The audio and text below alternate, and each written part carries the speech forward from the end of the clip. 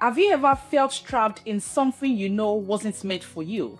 Like your soul is whispering, sometimes screaming, leave, but your heart, your history, your comfort zone keeps pulling you back.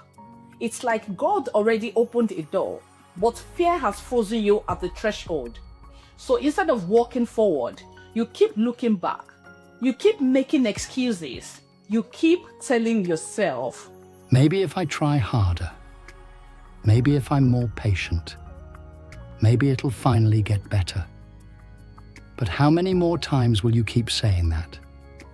How many more mornings will you wake up with that pit in your stomach, knowing deep down, this isn't it? How many nights will you cry quietly, convincing yourself to stay in something that's clearly no longer working? You smile on the outside. You say, I'm fine. But your soul knows the truth. You're tired. You're drained. You're stuck in something you've outgrown. Maybe it's a relationship. Maybe it's a job. Maybe it's your environment. Maybe it's a lifestyle, a habit, or even a version of yourself that you've clung to for too long. Whatever it is, you know you're not supposed to be there anymore. But you stay because it's familiar, because starting over is scary, because the unknown feels risky, and this feels safe, even if it's suffocating. But what if staying is the actual risk? What if the longer you stay, the more you lose yourself? We say things like, but I've invested so much time. What if I never find something better? What if I'm just being ungrateful? What if I'm wrong? But here's a better question.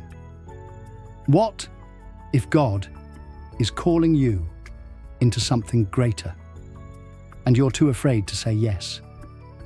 What if the very thing you keep asking him for, peace, purpose, healing, has been waiting for you on the other side of letting go? Let's be honest. Some of us are in jobs that are draining the life out of us, and we call it being responsible. But God has been nudging us to step out, to trust him with our gifts, our calling, our next season. Some of us are in relationships that make us question our worth, not because they're always bad, but because they've stopped growing, because we're no longer aligned, because we've changed, but we're afraid to admit that what once was isn't what is. Some of us are in spiritual cycles, repeating the same habits, battling the same sin, circling the same mountain, asking God for freedom while holding tight to the chains. And God's been whispering, I have more for you. But I need you to trust me. You've been asking for a sign. This is it. This is your clarity. This is your confirmation. God is not the author of confusion. He is the God of peace. And if you've been living in a state of spiritual noise, emotional tension, or mental exhaustion, that might be the Holy Spirit trying to get your attention. Isaiah 43:18-19 says, forget the former things, do not dwell on the past. See, I am doing a new thing. Now it springs up. Do you not perceive it? I am making a way in the wilderness and streams in the wasteland. But you can't see the new if you're still clinging to the old. You can't ask God to do a new thing while you're holding on to what's expired. You say you want peace, but peace requires decisions. You say you want clarity, but clarity requires obedience. You say you want change, but change requires surrender. Leaving doesn't mean you're weak. It means you're wise. It means you recognize that obedience sometimes looks like walking away. It means you understand that just because something once served you doesn't mean it's meant to stay with you. Sometimes God allows endings, not to punish you, but to protect you, not to break you, but to build you. And yes, leaving can be painful. It might feel like loss. But sometimes you have to lose what's good to make room for what's God. I've been there. I've left things that once defined me. I've walked away from places I thought I'd stay forever. I've laid down titles, roles, friendships, comfort zones. And I've wrestled through the what-ifs. And how will I survive? But every single time, God was faithful. He provided. He strengthened. He restored. He brought me closer to who I really am and who I'm becoming. And He'll do the same for you. But here's the truth.